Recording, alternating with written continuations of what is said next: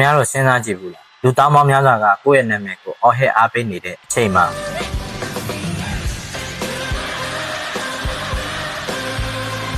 ကိုကဘာလို့ထိကျန်နေရတာလဲဆိုတာကိုပေါ့အခုအချိန်မှာတော့သူမဟာကိုရီးယားရဲ့ဂီတလောကမှာဘယ်သူမှမကြော်ဖြတ်နိုင်တဲ့အိုင်ကွန်တစ်ယောက်ဖြစ်နေပါသူမသချင်းဆိုလိုက်ရဲ့ကဘာကြီးကခဏတာရက်တန့်သွားသူလို့ပဲ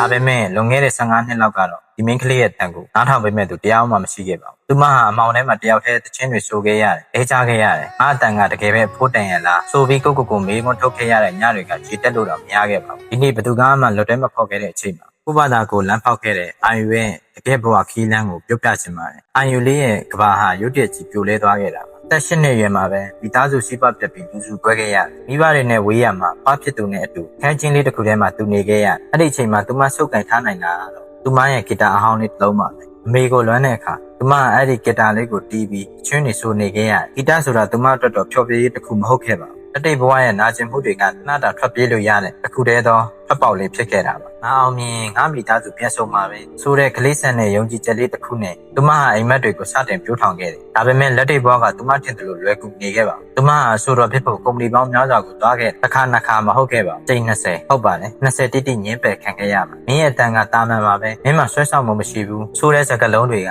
သူမရဲ့နှလုံးသားကိုအချိန်ဓာတ်နဲ့မှုန်းနေခဲ့တယ်လို့ပါပဲကိုယုံကြည်မှုတွေပျောက်ဆုံးနေတဲ့အချိန်မှာသူမကိုထပ်ပြီးနာကျင်စေခဲ့တာကတော့ပွဲဥထွက်တဲ့နေ့မှာကြုံတွေ့ခဲ့ရတဲ့ဖြစ်ပျက်လေးပါ15နှစ်ရွယ်မိန်းကလေးတစ်ယောက်စင်ပေါ်မှာတချင်းဆိုနေချိန်မှာအောက်ကလူတွေကသူမကိုလက်မခံခဲ့ကြပါဘူးအားပေးတန်တွေအစားလောင်ပြောင်တန်တွေကိုပဲသူမကြားခဲ့ရတယ်အဲ့ဒီညကသူမအိမ်ပြန်လမ်းမှာဘယ်လောက်ထိငိုခဲ့ရမလဲဒါပေမဲ့သူမနောက်ပြန်ဆုတ်ဖို့လမ်းမရှိခဲ့ပါဘူး။ဘာလို့လဲဆိုတော့သူမရဲ့နောက်မှာအားကိုးရမဲ့နေတဲ့ခွားနဲ့မောင်လေးရှိနေလို့ပါ။မုံတိုင်းထိုင်ပြီးရင်တော့နေအောင်ကြီးကလာစမဲပါပဲ။အာယုဟာသူမရဲ့နာကျင်မှုတွေကိုတချင်းစာသားတွေဖြစ်ပြောင်းလဲပစ်လိုက်။ကိုတေးဆိုတဲ့တချင်း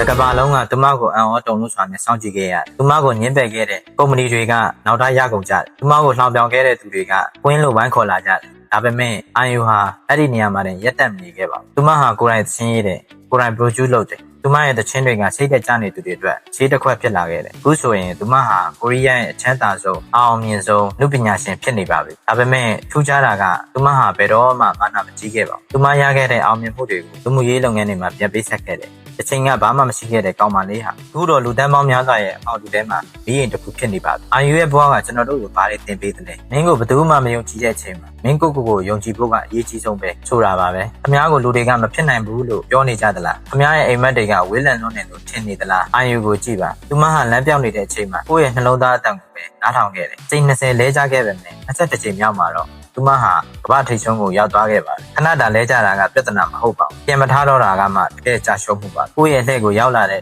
စိတ်ရှိရှင်နဲ့ကိုယ့်ရဲ့ဓာတ်ကိုသွေးနေပါဒီနေ့တော့ဒီလောက်ပါပဲနောက်တစ်ပတ်မှာပိုပြီးအားတက်စရာကောင်းတဲ့ဇာတ်လမ်းတွေနဲ့ပြန်လာခဲ့ပါ